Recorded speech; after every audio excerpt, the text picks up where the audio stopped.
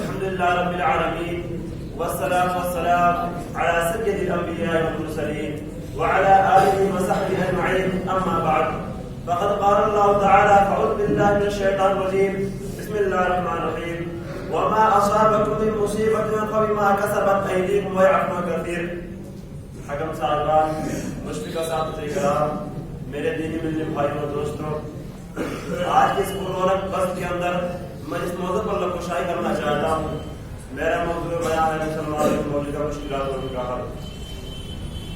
آج ہر طرف شور ہے، مسلمان پریشان کیے جا رہے ہیں، کوئی ان کا پرسان حال نہیں. جس کو دیکھو مسلمانوں کو مٹانے کے در پہ ہے، جس طرف نظر ڈالو مسلمانوں کو کمزور کرنے کی سازشیں ہو رہی ہیں. مسلمان جس نے کبھی دنیا کے اکثر حصے پر حکمرانی کی تھی، بڑی بڑی صاحبان اقتدار سلطنتوں کو تحفہ لا کر کے رکھ دیا تھا، بڑے بڑے حشم غرور و تبکرات کے مال کے نواب اقتدار کے چھکے چھڑا دیے تھے. آج وہی مسلمان محکومی کی زندگی گزار رہا ہے. جہاں وہ صاحب اختیارت آ رہے، وہاں بھی دوسروں کے زیر سایہ ہے، دوسروں کی مدد کا محتاج ہے، دوسروں کی سرپرستی میں جی رہا ہے. کتنی حسرت و افسوس کا مقام ہے کہ وہ مسلمان جس نے دنیا کے اکثر حصے پر حکمرانی کی تھی، وہ مسلمان جس نے دریا اور سمندر پر حکومت کی، وہ مسلمان جس نے صحرا و بیابان اپنے سر لگی کیے، وہ مسلمان جس کے حکم کی دعویداری جنت کے بے زبان جانوروں، مشرق سے مغرب اور جنوب سے شمال اور دہاؤں نے کی. ہاں وہی مسلمان آج حیران و پریشان، افسردہ و غمگین زندگی کے مقابلے میں بے بس و بے کس اور لاچار مشغول نظر آ رہا ہے. آخر ایسا کیوں ہوا؟ مسلمانوں کی کیوں دیکھنا پڑا؟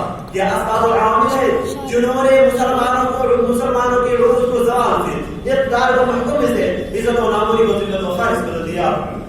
میرے بھائی دوستوں، جب ہم غور کرتے ہیں تو ایک بہت بڑا نتیجہ ہمارے سامنے آتا ہے کہ آج مسلمان آپس میں متحد و متفق نہیں ہے.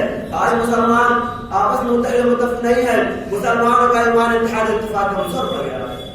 میرے بھائی دوستوں، غور کرنے کا مقام ہے کہ عرب کے جس ماحول میں محمد رسول اللہ صلی اللہ علیہ وسلم تشریف لائے تھے، اس میں بھی اختلافات تھے. لوگ ایک دوسرے کے جانی دشمن تھے، خون کے پیاسے تھے، معمولی باتوں پر خون کی ندیاں بہ جاتی تھی. خاندانی دیگر وہی اختلافات مدت العمر چلتے رہتے تھے. قبیلہ کا، خاندان کا دشمن تھا، لیکن جب انہی جانی دشمنوں کو اسلام کی دولت ملی تو بھائی بن گئے. ذاتی دشمنی کو فراموش کر دیا، دینی اخوت کے بنا پر ایک دوسرے کے ہمدرد اور خیر خواہ بن گئے. مدینہ کے انصار دو مشہور قبیلوں اوس اور خزرج میں منقسم ہو گئے تھے اور ایک زمانے سے ان میں عداوت چلی آ رہی تھی. وہ بھی گلے مل گئے اور زمانے جاہلیت کی عداوت ایک داستان فانیہ بن گئی. جیسے کہ اللہ رب العالمین سورۃ انفال کے اندر ارشاد فرماتا ہے: وَأَلَّفَ بَيْنَ قُلُوبِهِمْ لَوْ أَنفَقْتَ مَا فِي الْأَرْضِ جَمِيعًا مَا أَلَّفْتَ بَيْنَ قُلُوبِهِمْ وَلَكِنَّ اللَّهَ أَلَّفَ بَيْنَهُمْ إِنَّهُ عَزِيزٌ حَكِيمٌ. ملت اسلام کے نوجوانوں، آج ہم سب کو اپنے اندر تبدیلی پیدا کرنے کی ضرورت ہے، اپنے آپ کو بدلنے کی ضرورت ہے. اتنا بدلنے کی ضرورت ہے کہ ہمارے ساتھ ہمارا ماحول بدل جائے، ہمارے حالات بدل جائیں، ایک نئی دنیا ہو، نئی فضا ہو، نئی آب و ہوا ہو. جیسے کہ اللہ رب العالمین ارشاد فرماتا ہے: ان اللہ لا یغیر ما بقوم حتی یغیروا ما بانفسہم. خدا نے آج تک اس قوم کی حالت نہیں بدلی، خدا نے آج تک اس قوم کی حالت نہیں بدلی نہ جس کو خیال اپنے حال کے بدلنے کا. اللہ رب العالمین کسی شخص کو اس وقت تک نہیں بدلتا جب تک کہ اپنے آپ کو خود نہ بدلنے کی کوشش کرے.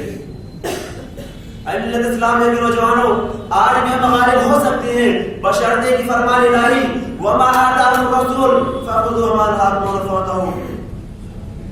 آخر میں اللہ رب العالمین سے دعا کی بار الہا ہم مسلمان کو موجودہ مشکلات کو فرمائے. آمین. وآخر دعوانا الحمد للہ رب العالمین.